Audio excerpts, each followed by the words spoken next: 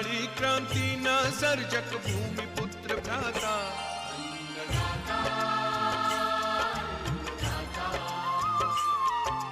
कृषि ज्ञान विज्ञान व्यवस्था संशोधन समझावे, पाक पशु सिंचाई संरक्षण कृषि ज्ञान दाता।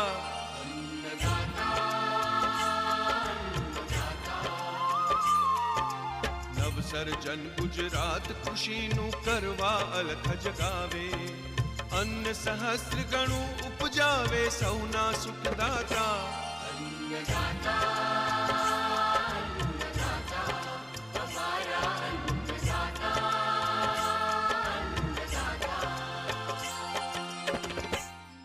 सुप्रभात खेडूत मित्रों, हूँ छुं प्रकाश।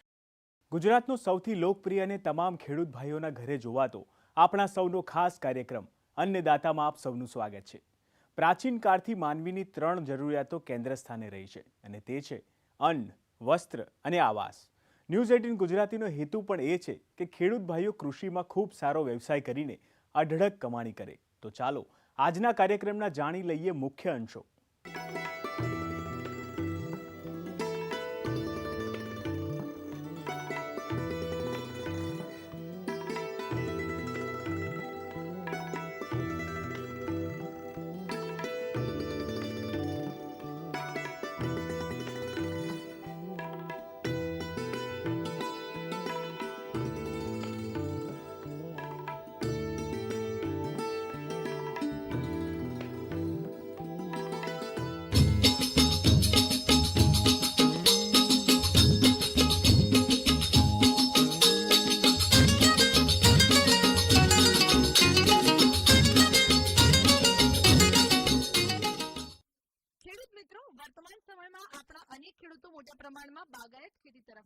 जो वैज्ञानिक पद्धतिथी बागायत खेती करवामां आवे तो सामान्य खेती करता बमणुं उत्पादन आपे छे। त्यारे घणा प्रगतिशील खेडूत मित्रोए पपैयानी खेती तरफ वळ्या छे। खेडूत मित्रों, पपैयानी खेतीमां तेना बियारण पसंदगी खूब महत्वनी छे। जो पपैयाना बियारणनी वात करवामां आवे तो बे प्रकारनी जात होय छे, जेमां प्रथम छे देशी पपैया अने ताइवान पपैया। आजे आपणे आ बंने जातोनी खेती विશે વાત કરીશું। હવે આ ફળ જ્યારે બેસી જાય છે ત્યારે વેચાણ માટે શરૂઆતની અંદર જો કાચા પપૈયા છે એનું તમારે વેચાણ કરવું હોય તો લગભગ છે 7 થી 8 મહિને છે આ કાચા પપૈયાનું વેચાણ તમે કરી શકો છો। પરંતુ આ પપૈયા છે એને જો તમારે પકવીને વેચાણ કરવા હોય તો 1-2 મહિના પછી જ્યારે પપૈયાના ફળ ઉપર છે એના ઉપર છે પીળા કલરના આપણને કલર જોવા મળે અને જે પપૈયાનો જે લીલો ઘેરો જે રંગ છે એ આછો પીળો થવા માંડે તો સમજી લેવાનું કે આપણા પપૈયા છે એ અત્યારે પાક ઉપર આવી ગયા છે। તો આ પ્રકારના પપૈયા છે અને ઉતારી અને એને કાગળની અંદર વીંટાળી અને 1-2 દિવસ સુધી તમે રાખશો તો બધા પપૈયા એક સરખા પાકી જશે અને તમે એનું માર્કેટિંગ કરી શકશો। એવી રીતે અગાઉ મેં તાઇવાનનું કીધું તો તાઇવાન છે એ પણ છે લગભગ 8 કે 9 મહિના સુધીની અંદર છે એ આપણે તૈયાર થઈ જાય છે અને એને પણ છે ઉતારી અને કાગળની અંદર વીંટાળી અને તમે માર્કેટિંગ કરશો તો દૂરના વિસ્તારની અંદર છે દૂરના સિટીની અંદર પણ તમે લઈ જઈ શકશો।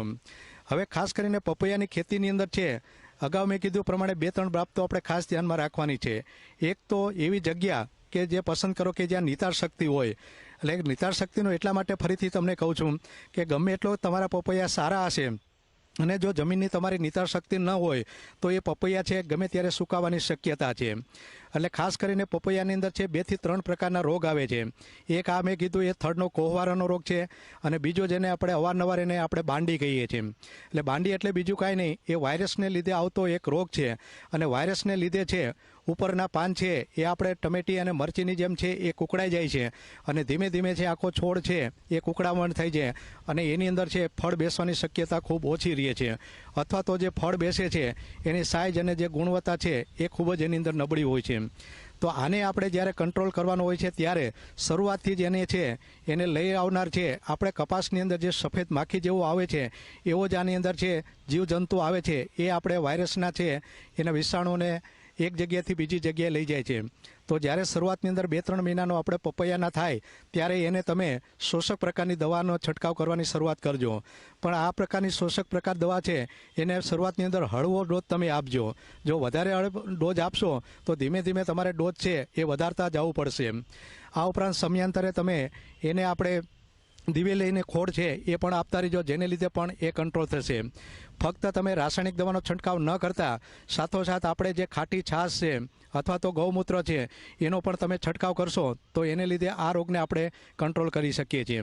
ઘણી વખત પપૈયાની અંદર મિલીબગ પણ આવે છે. તો મિલીબગને કંટ્રોલ કરવા માટે જ્યારે શરૂઆતથી તમને મિલીબગ જોવા મળે તો એ છોડ અથવા તો એ ડાળીને છે ને કટિંગ કરી અને તમે ખેતરની બહાર તમે એને ફેંકી દેજો. અને આ સિવાય મિલીબગને આપણે કંટ્રોલ કરવા માટેના જે કાંઈ ઉપાયો છે એ ઉપાયો આપણે અપનાવવા જોઈએ.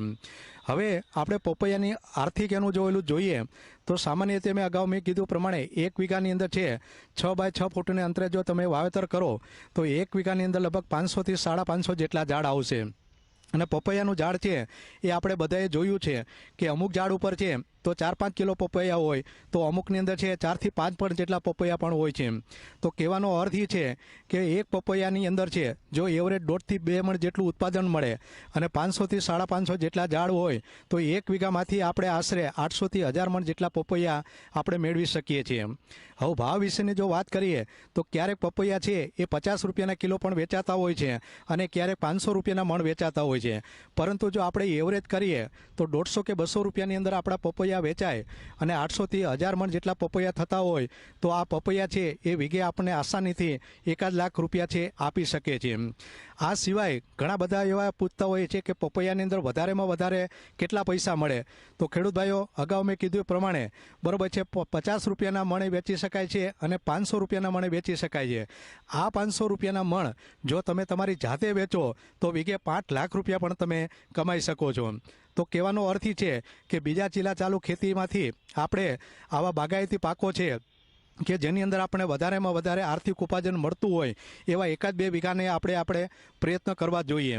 અને પછી એમ લાગે કે ભાઈ કપાસ અને મગફળી કરતાં આપણને પપૈયાની ખેતીની અંદર વધારે આર્થિક ફાયદો થાય છે તો આવનાર દિવસોની અંદર છે આપણે પપૈયાની ખેતી છે એ વધારવી જોઈએ. અને પપૈયા માટે ખાસ છે તમારી પાસે પાણીની જો સગવડતા હોય તો વર્ષની અંદર તમે 2 વખત એનું વાવેતર કરી શકો છો. એક છે આપણે ફેબ્રુઆરી મહિનાની અંદર એટલે કે જ્યારે થોડીક ઠંડી હોય ત્યારે પણ તમે એનું વાવેતર કરશો તો એ આપણે લગભગ ઓગસ્ટ મહિનાની અંદર છે આ પપૈયા માર્કેટની અંદર વહેલા આવી જાય છે. અને કદાચ જો પાણીની સગવડતા ન હોય તો તમે મે-જૂન મહિનાની અંદર પણ આનું વાવેતર કરી શકો છો. અને એ પપૈયા છે એ આપણે દિવાળી કે એની પછી આવે છે ત્યારે પણ એના સારામાં સારા ભાવ મળતા હોય છે. સૌથી અગત્યની બાબત પપૈયાની અંદર એ છે કે તમારા પપૈયા રમજાન મહિનાની અંદર જેટલા વધારે આવશે એટલો તમને વધારેમાં વધારે આર્થિક ફાયદો થશે. તો રમજાન મહિનો છે એ વર્ષ દરમિયાન ક્યારે આવે છે એ પ્રમાણેનું આપણે આયોજન કરી અને 8-9 મહિના પહેલાં જો આપણે એનું વાવેતર કરીએ તો 1 મહિનો ખાલી રમજાન મહિનાની અંદર તમારા પપૈયા માર્કેટમાં આવશે તો આખા વર્ષની અંદર જે તમને ફાયદો નહીં થાય એટલો એક આ મહિનાની અંદર થશે. તો કહેવાનો મિત્રો અર્થ એ છે કે આપણે એવી ખેતી કરીએ કે જેમાંથી આપણને 1-2 લાખ રૂપિયા મળવાની શક્યતા છે. 1-2 વીઘાના પપૈયાની ખેતીનો આપણે પ્રયત્ન કરીએ અને એમાં જે સારા પરિણામ મળે તો આપણે આવનાર દિવસોની અંદર છે એ વધારેમાં વધારે એનું આપણે કરીએ. પપૈયાને માર્કેટનો કોઈ પ્રશ્ન નથી. માર્કેટ છે ખેડૂતો છે પોતાની જો જાતે કરતા શીખશે તો અનેક ગણા રૂપિયા કમાશે. અનેક ગણા રૂપિયા કમાવાનો મારો અર્થ એ છે કે તમારા બગીચામાંથી કોઈ જો વેપારી લઈ જશે તો એ 100 રૂપિયાના મણ લઈ જશે અને એ જ 100 રૂપિયાના મણ છે એ પોતે વખારમાં 300 કે 400 રૂપિયાના મણ વેચશે. અને 300-400 રૂપિયામાં જે રેકડીવાળા જે લઈ આવે છે એ 40 અને 50 રૂપિયાના કિલો એટલે કે 800 કે 1000 રૂપિયાનો મણ વેચે.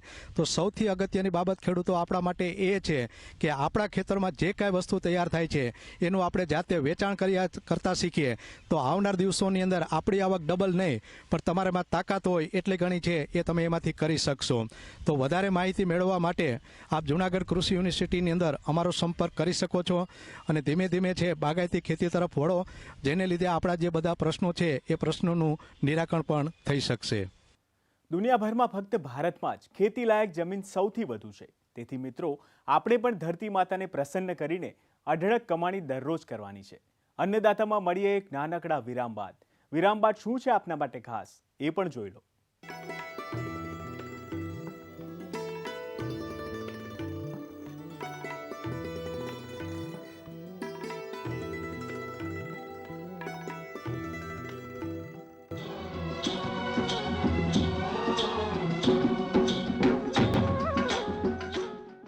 વિરામ બાદ આપ સૌનું સ્વાગત છે અન્નદાતા કાર્યક્રમમાં. આગળ આપણે જે રીતે કૃષિ વ્યવસાયમાં મબલક કમાણીની વાત કરી તે જ રીતે હવે જોઈએ આગળનો આ અંશ. જો આપ પણ આ વિષય પર ખેતી કરતા હો અથવા કૃષિ વ્યવસાયમાં આગળ વધવા માંગતા હો તો અચૂક નિહાળો અન્નદાતાનો આ ખાસ અહેવાલ.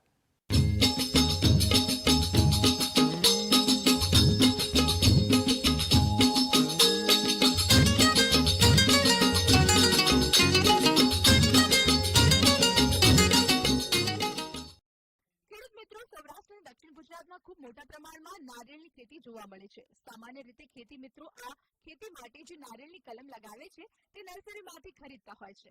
નર્સરીમાંથી ખરીદવામાં આવતી કલમનો ભાવ પણ ખૂબ વધુ હોય છે, પરંતુ આ ખેતી કરતા ખેડૂત મિત્રોએ પોતાના જ ખેતરમાં નારિયેળની કલમ તૈયાર કરી શકે છે. નારિયેળની કલમ તૈયાર કરવા માટે ખેતરમાં થતા નારિયેળમાંથી સારી ગુણવત્તાના રાયલને રોપવામાં આવે છે અને અંદાજે 3 મહિનામાં તેને છોડ ઉગીને જમીનથી બહાર નીકળી જાય છે. અંદાજે 1.5 વર્ષ બાદ તે છોડનું આપણે પ્લાન્ટેશન પણ કરી શકીએ છીએ. નરેશ સાવે, દેહરી ગામ, તાલુકો ઉંબરગામ, જિલ્લો વલસાડ, ગુજરાત. આપણે નારિયેળીના છોડ બનાવવાની થોડી આપણે એના પર વાતો કરીએ છીએ. આ અત્યારે તમે જુઓ છો તો આ નારિયેળનો ઢગ પડેલો છે. એની અંદર બધા નારિયેળ અમે ભેગા કર્યા છે. એમાંથી સિલેક્ટ કરી લઈશું. તો એ સિલેક્ટ કરવા માટે બહુ મારાથી વર્ણન નહીં થશે, કારણ કે અમે હાથમાં પકડીએ એટલે અમને ખ્યાલ આવી જાય છે કે આ ઉગવાનો છે કે નહીં. ને ઉગવાનો તો કે ક્યારે ઉગવાનો, એટલે 15 દિવસ સુપ્તા અવસ્થા વગેરે એની અલગ અલગ હોય છે. તો એનું છાટલાનું આખું અંદરનો ભેજ સુકાયેલો હોવો જોઈએ ને લગભગ 1/3 પાણી એમાં હોવું જોઈએ અને હલકો હોવો જોઈએ. એવો નારિયેળ અમે સિલેક્ટ કરીએ તો 3 મહિનાની અંદર ઉગે છે. ને જે નારિયેળ 3 મહિનાની અંદર ઉગ્યો એને ઉગવાના માટે તો 5 મહિના તો હેલ્ધી નહીં નીકળે, 3 મહિના અંતર હેલ્ધી નીકળે છે. એમાંથી સિલેક્ટેડ જ અમે લઈશું. બાકીના જે રહી જશે એ અમે ઓઇલના માટે એનો યુઝ કરશું. ઓઇલ પણ અમારો ઓર્ગેનિક ઓઇલ છે એટલે સારી રીતે એનો કે એ થાય છે. એટલી ડિમાન્ડ છે કે અમે પહોંચી નથી વળતા. એવી રીતના એમાં એ કરે છે. હવે એ જે નારિયેળ છે એ આપણે તમે બજારમાં જશો તો આજે એના ઓછા નામે 15 થી 20 રૂપિયા છે બજારમાં કિંમત. તો આ તમે જ્યારે ખર્ચ કરીને એટલે ખાતરને નાખીને જરા એના પર કરો તો ઓછા નામે ખેડૂતને 10 રૂપિયા એના પર ખર્ચ આવે. ને કોઈ પણ ખેડૂત કે કોઈ પણ તમે ગ્રાહક તમારા પાસે 8 રૂપિયા માંગવા આવે તો તમે એના પર ખીજવાય પડો. પણ આ જે અમે કર્યો છે એને અમને 2 રૂપિયા પણ ખર્ચ આવ્યો નથી. એટલે એ જો અમારા પાસે 5 રૂપિયા પણ માંગવા આવે તો અમે ચીડાય નહીં, કારણ કે બજારમાં શું માર્કેટ છે એટલે અમે આપવાના નથી એમ કહીએ છીએ. આજે બધા જ માર્કેટમાં આવું થયું છે કે આપણે જ્યારે ખેડૂત વેચવા જાય, ખેડૂતને 10 રૂપિયા ખર્ચો આવેલો હોય ને ખેડૂત વેચવા જાય ત્યારે 8 ને 5 રૂપિયામાં વેચવું પડે. એટલે ખેડૂતને શાંતિ પણ મળતી નથી. એનાથી એનો એ પણ આવે છે. ને એમ કરીને આપણી ખેતી તો તમે સજીવ ખેતી કરો એમાં ખર્ચ નથી. ભલે તમારે ઉત્પાદન થોડું ઓછું આવે પણ તમારા ખિસ્સામાં બધા પૈસા બચે છે. આ અમે જ્યારે સિલેક્ટ કરીને વાવશું, વાવ્યા બાદ પછી 3 મહિના પછી એમાં ફણગો ફૂટશે. ને 3 મહિનામાં ફણગો એનો ફૂટવો જ જોઈએ. નહીં ફૂટે ને 5 મહિના લીધા તો હેલ્ધી નહીં નીકળે.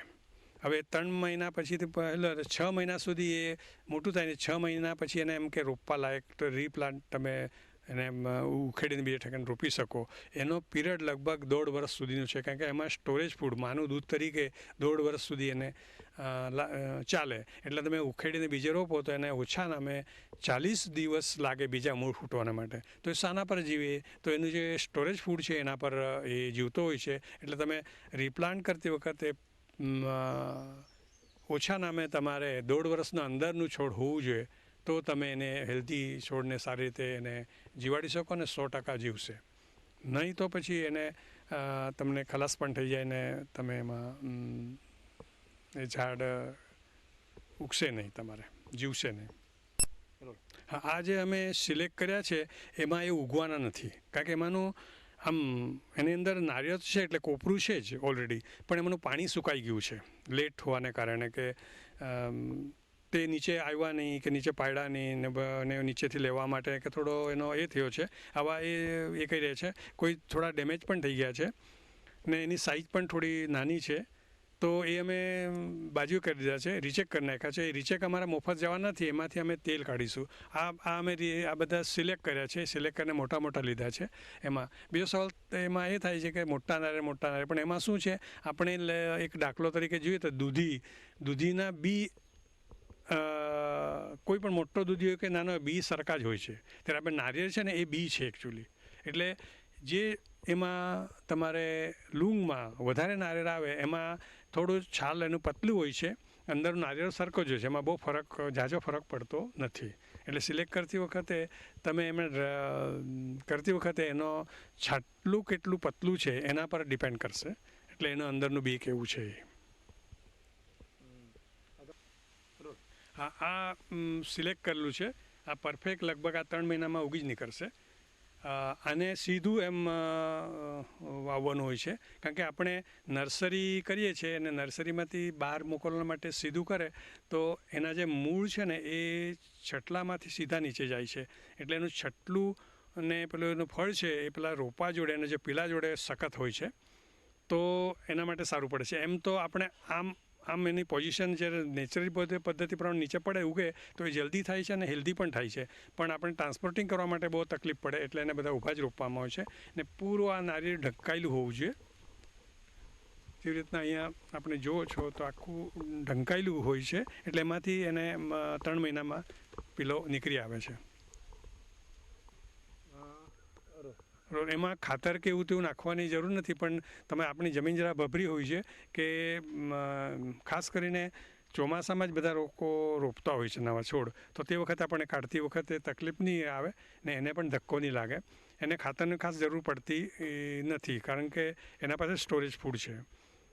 તો એને મેં બહુ તો ખાસ તમે એમાં અમે લીમડાનો પાલો નાખી દઈએ, જેને કરીને ઉધઈ કે એવા કે તમે ત્યાં જ લઈ જાઓ તો કોઈક રોગ કે નહીં લાગે, એટલે લીમડાનો પાલો છે, સીતાફળનો પાલો છે, એવો જે એન્ટિસેપ્ટિક પાલો છે એ એમાં નાખીને એ થાય છે, એટલે એનું સડી જાય તો એનું ખાતર પણ બને ને એન્ટિસેપ્ટિક તરીકે એને એમ કે સંરક્ષણ પણ આપે. મિત્રો, જીવનમાં ડગલે ને પગલે અનેક મુશ્કેલીઓ છે, પરંતુ જગતનો તાત તમામને આ મુશ્કેલીમાંથી ઉગારી દે છે. રાત દિવસની મહેનત બાદ જ્યારે પાક લણવાનો સમય આવે ત્યારે તમામ ખેડૂત મિત્રો ખુશખુશાલ થઈ જાય છે. હાલ અન્નદાતામાં સમય થયો છે વધુ એક નાનકડા વિરામનો, પરંતુ વિરામ બાદ જોવાનું ચૂકશો નહીં અન્નદાતાનો વધુ એક વિશેષ અહેવાલ.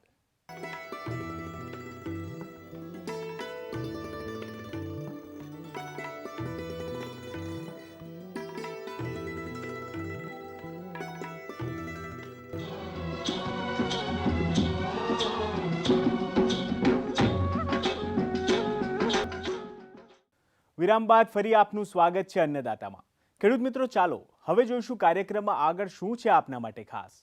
કૃષિ વ્યવસાયમાં ટેકનોલોજી સાથે જો આપ પણ આગળ વધવા ઈચ્છતા હોવ તો અચૂક નિહાળો અન્નદાતાનો આ વિશેષ અહેવાલ.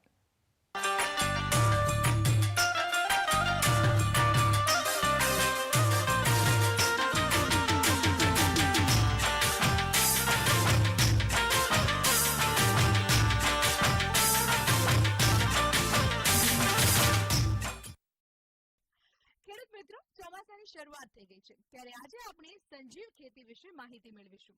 ખાસ કરીને ખેતી એ મુખ્ય 5 તત્વો પર આધારિત હોય છે: ખેડ, ખાતર, પાણી, નિંદામણ અને પાક સંરક્ષણ.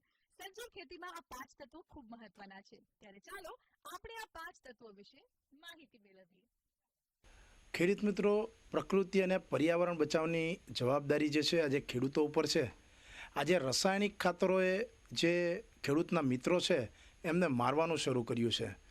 તો જ્યાં પણ સજીવ ખેતીની વાતો આવે ત્યારે કેટલાક એવા ખેડૂતો હતા કે જેમણે પ્રકૃતિને પરમેશ્વર માનીને આજે એક સંદેશો મૂક્યો છે. જે સંદેશો આપ અહીં જોઈ શકો છો કે પ્રકૃતિ પરમેશ્વર હૈ, ઉસકે સાથ નાતા જોડો.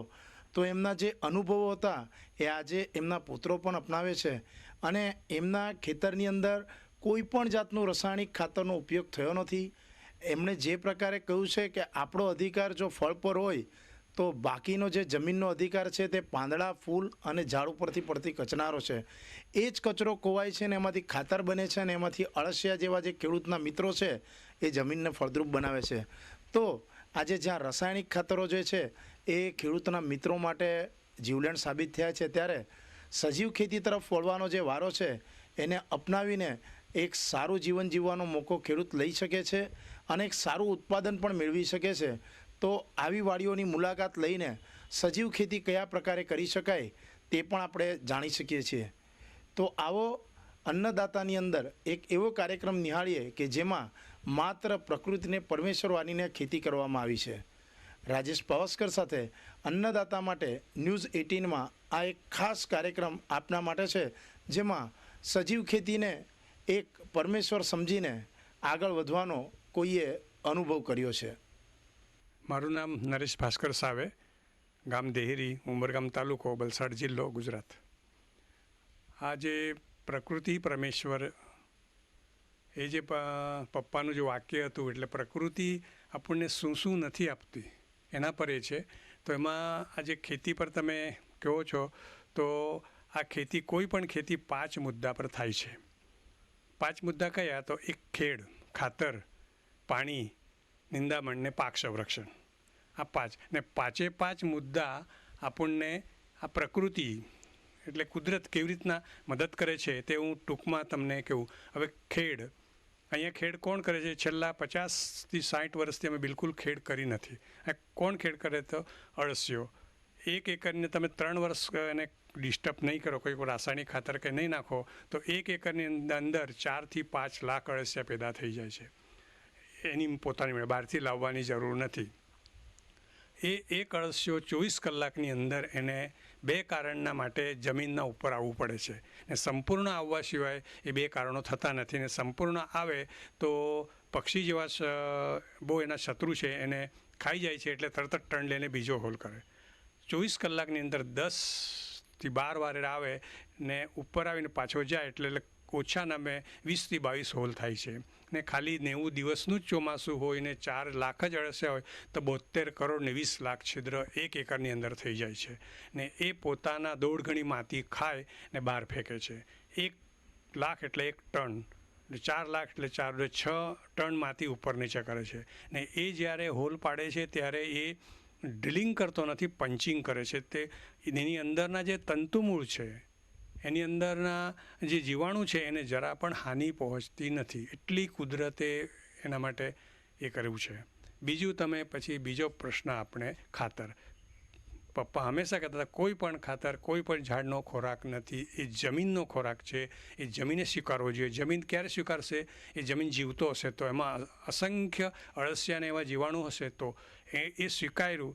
હવે એની અંદર આપણે એમ કે અળસિયાનું વાત કરીએ તો એની અંદર આપણે છાણિયું ખાતર નાખ્યું, તો એ છાણિયું ખાતર અળસિયા એને ખાશે. અને અળસિયાનો જે હગાર નીકળશે એ હગાર દ્રાવણ રૂપમાં હશે, લિક્વિડ રૂપમાં હશે.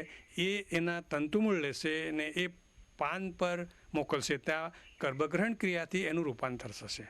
એટલે આખી એ પ્રક્રિયા કરવા માટે જમીન એ જીવતો જોઈએ, એટલે એ જમીન સજીવ જોઈએ, એટલે જમીન કુદરતી જોઈએ. તો પહેલાંનું આખું રૂપાંતર પાનમાં થશે ને એને ખોરાક તે મળશે. આ થયો તમારા ખાતરનું. બીજો, પાણી.